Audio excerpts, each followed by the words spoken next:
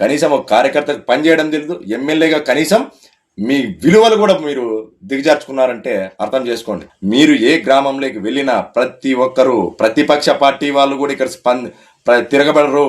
సొంత పార్టీ వాళ్ళే, సొంత పార్టీ కార్యకర్తలకు, సొంత పార్టీ నాయకులకు మీరు అన్యాయం చేశారు, ద్రోహం చేశారు. వాళ్ళే మీ పైన తిరుగుబాటు చేస్తారని స్పష్టంగా తెలియజేసుకుంటూ ఇలా నాపై అనేక కుట్రలు చేశారు.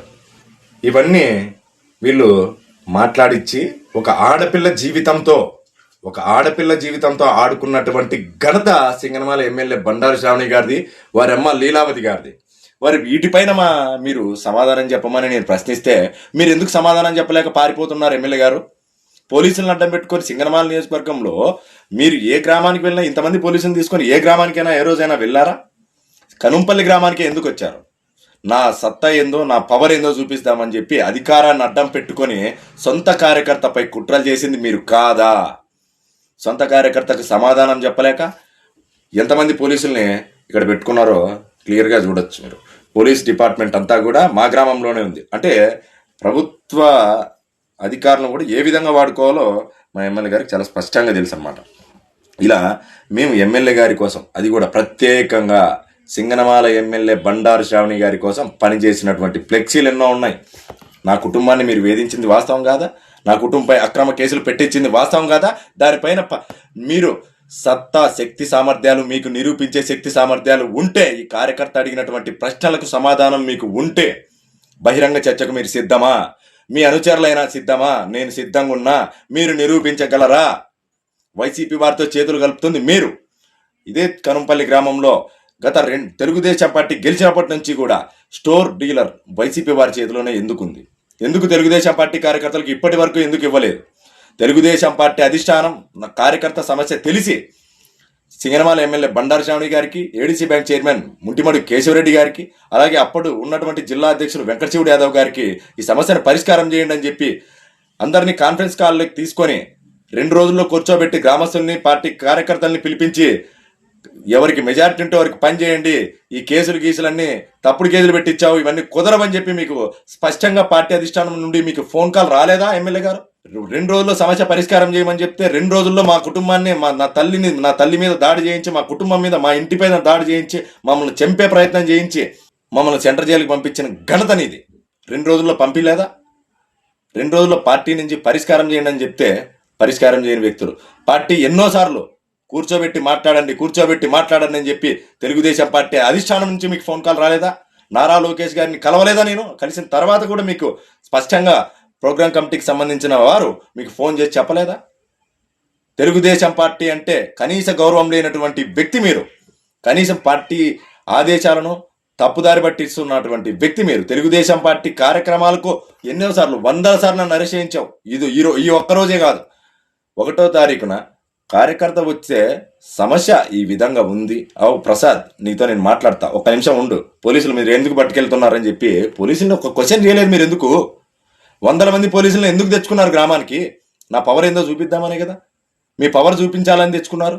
నా కుటుంబం ఎన్నో అవమానాలు ఎదుర్కొన్నాం మీతో. గతంలో ఏ రోజు కూడా వైసీపీ వారితో కూడా ఇన్ని అవమానాలు నేను ఎదుర్కోలేదు. ఈరోజు మీరు చేసినటువంటి కుట్రల్లో ఇన్ని కుట్రలు చేస్తారా? ఒక కార్యకర్తకు సమాధానం చెప్పలేని స్థితిలో ఇన్ని కుట్రలా? దాదాపు 1వ తారీఖు జరిగితే సోషల్ మీడియాలో ఆ రోజు నుంచి ఆ సంఘటనను మీడియా వారు చూపించడం జరిగింది.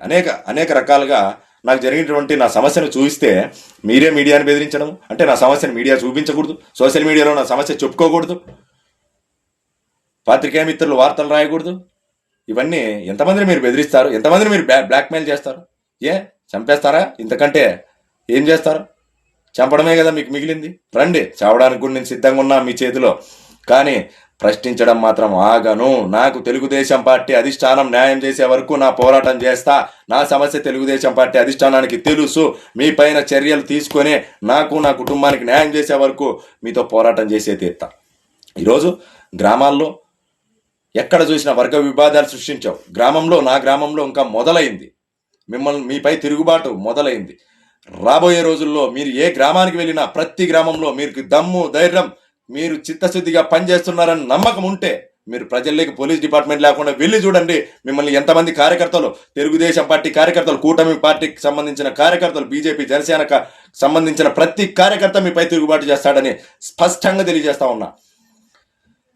ఇది అబద్ధమైతే మీరు నిజంగా ఎమ్మెల్యేగా చిత్తశుద్ధితో పనిచేసి ఉంటే గ్రామాల్లోకి వెళ్ళండి, రండి, డిబేట్కి రండి, బహిరంగ చర్చకు రండి, పార్టీ పెద్దల అధిష్టానం ముందుకు రండి, పిలిపించి కూర్చోబెట్టి మాట్లాడదాం. నా సమస్య, నాకు మీరు ఎంత ద్రోహం చేశారో, ఎంత మోసం చేశారో పార్టీ పెద్దల సమక్షంలోనే తెలుసుకుంటా. లేదంటారా రండి, 10 మందిలో రండి, మీది తప్పంటారు, నాది తప్పంటారు, ప్రతిదీ ఆధారం చూపించి మాట్లాడతా. ఈరోజు వైసీపీ వారితో అంటగడతారా? కష్టపడి పనిచేసిన కార్యకర్తను వైసీపీ వాళ్ళతో అంటగడతారు, రౌడీ సీటర్ అంటారు. రౌడీ సీటర్ లేదు నా పైన అని చెప్పండి. ఎవరు చేశానో చూపించండి అన్న. చిన్నపిల్లల నుంచి పెద్దవాళ్ళ వరకు ఈ కార్యకర్తని గురించి ఎవరిని అడిగినా కనంపల్లి గ్రామంలో చెప్తారని చెప్పి మాట్లాడినటువంటి వ్యక్తి మీరు. దాదాపు అర్ధగంట సేపు ఒక కార్యకర్త మీద ఎటువంటి ఆధారం లేకుండా 10% కూడా మీరు మాట్లాడలే. నిజం ఏదైనా ఉంటే ఒక 10% కూడా అక్కడ లేదు. అన్నీ మీ నోటి నుంచి వచ్చినటువంటి అవాస్తవాలు, అవి కూడా రికార్డు పరంగా ఉన్నటువంటి మాటలన్నింటినీ కూడా అధికారికంగా మాట్లాడవలసి మాటలను ఏదైనా పేపర్ రూపంలో మాట్లాడాల్సింది పోయి ఎటువంటి ఆధారం లేకుండా ఒక కార్యకర్తని నానా దుర్భాషలాడింది మీరు కాదా? మీ ఇష్టానుసారం వ్యాఖ్యలు చేస్తారు. సోషల్ మీడియాలో నా సమస్యను చెప్పుకోనీరు. ఎక్కడైనా ప్రజా సమస్యల పరిష్కార వేదికలో ఫిర్యాదులు చేయడానికి వస్తే అరెస్టులు చేయిస్తారు. పార్టీ కార్యక్రమాలకు వస్తే అరెస్టులు చేయిస్తారు.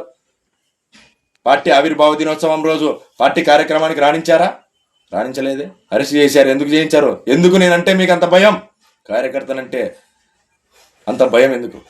తెలుగుదేశం పార్టీ కార్యకర్తలంటే మీకు భయం ఎందుకు? నిజంగా మీరు చిత్తశుద్ధితో పనిచేస్తా ఉంటే మీకు ఎందుకు భయం ఉంది? ఎమ్మెల్యే గారు స్పష్టంగా చెప్పండి. మీరు మాట్లాడినటువంటి వ్యాఖ్యలపైన ఆధారం ఉంటే చూపించండి అని చెప్పి నేను నా కుటుంబం అంతా డిమాండ్ చేశాం. అక్కడ అరెస్ట్ చేస్తే నా కుటుంబ సభ్యులకి బాధ కలగదా? మా కుటుంబాన్ని జైలు పాలు చేసావు, మా కుటుంబం అంతా అక్రమ కేసులు పెట్టించి వేధించావు, మాపై దాడులు చేయించింది వాస్తవం కాదా? దానికి సంబంధించిన ప్రూఫ్లు ఎన్ని కావాలో చెప్పండి, చూపిస్తా. కనీసం ఒక కార్యకర్తకు పనిచేయడం తెలియదు. ఎమ్మెల్యేగా కనీసం మీ విలువలు కూడా మీరు దిగజార్చుకున్నారంటే అర్థం చేసుకోండి. అంటే రెచ్చగొట్టాలా? ఎంతసేపు ఉన్నాయి కార్యకర్త అలాంటి వాడు ఇలాంటి వాడు అని చెప్పి రెచ్చగొట్టి నన్ను దాడులు చేసే స్థాయికి కూడా, దాడులు ఎలాగైనా దాడులు చేయాలా, ముఖ్యమంత్రి గారికి ఎలాగైనా నిరూపించుకోవాలా మనము వీడు తప్పుడు వ్యక్తి అని చెప్పి నన్ను రెచ్చగొట్టే ప్రయత్నాలు మరిన్ని చేస్తూ ఉన్నారు. ఇక్కడ రెచ్చిపోవడానికి ఇంకేం లేదు ఎమ్మెల్యే గారు. నేను కూడా పార్టీ అధిష్టానం దృష్టిలో ఉన్నా, ఎప్పుడైనా నాకు న్యాయం చేస్తాదని చెప్పి నేను భావిస్తా ఉన్నా. మీరు దయచేసి పార్టీ కార్యకర్తలపైన ఇలాంటి నిందలు వేయడం మానుకుంటే చాలా సంతోషంగా ఉంటుంది. దయచేసి సోషల్ మీడియాలో ఇలాంటి వ్యాఖ్యలపై మీరు మాట్లాడినటువంటి వ్యాఖ్యలపై స్పందించండి. ఈరోజు మిమ్మల్ని ఎవరైనా సామాన్య వ్యక్తులు ఎవరైనా కూడా ఒక ఎమ్మెల్యే ప్రజాప్రతినిధి గ్రామాల్లోకి వస్తే అర్జీ రూపంలోనో లేదో వారి సమస్యలు ఏదో విధంగా చెప్పుకోవడానికి వస్తారు. ఎందుకు చెప్పండి అనేది పోయి ఒక కార్యకర్తను ఈ విధంగా అరెస్ట్ చేయించి అక్కడ అరెస్ట్ చేసే సమయంలో వాళ్ళు వీడియో తీస్తే వాళ్ళని బెదిరించడం ఏంది? ఎమ్మెల్యే గారు రండి, నేనైతే చావడానికి సిద్ధంగా ఉన్నా, మీ చేతిలో చావడానికి సిద్ధం, మీతో పోరాటం చేయడానికి సిద్ధం, తెలుగుదేశం పార్టీ అధిష్టానం దగ్గర మీకు మొట్టికాయలు వేయించడం సిద్ధం. నా దగ్గర ఉన్నటువంటి ప్రతి ఆధారంతోనూ నేను మాట్లాడతాను. మీరన్న ఆధారం లేకుండా మాట్లాడతాను. కనీసం 10% అయినా మీరు ఎమ్మెల్యేగా పరిపాలన చేయడం లేదంటే ఎలాంటి నిర్లక్ష్యమైన పాలన ఉందో అర్థం చేసుకోండి. ఇప్పుడు చెప్తున్నా, మీరు ఏ గ్రామంలోకి వెళ్ళినా ప్రతి ఒక్కరూ, ప్రతిపక్ష పార్టీ వాళ్ళు కూడా ఇక్కడ తిరగబడరు. సొంత పార్టీ వాళ్ళే, సొంత పార్టీ కార్యకర్తలకు, సొంత పార్టీ నాయకులకు మీరు అన్యాయం చేశారు, ద్రోహం చేశారు, వాళ్ళే మీ పైన తిరుగుబాటు చేస్తారని స్పష్టంగా తెలియజేసుకుంటూ మీ అందరి యొక్క మీరు చేసేటువంటి కుట్రల యొక్క కుట్రలో భాగస్వాములైనటువంటి వ్యక్తులందరికీ కూడా చెప్తా ఉన్నా, దయచేసి సింగనమాల ఎమ్మెల్యే గారు మీరు బహిరంగ చర్చకు సిద్ధమా? నేను బహిరంగ చర్చకు సిద్ధం. మీరు సిద్ధమైతే పొద్దున్నే రమ్మనని చెప్పండి, ఎక్కడికి రమ్మంటే అక్కడికి వస్తా.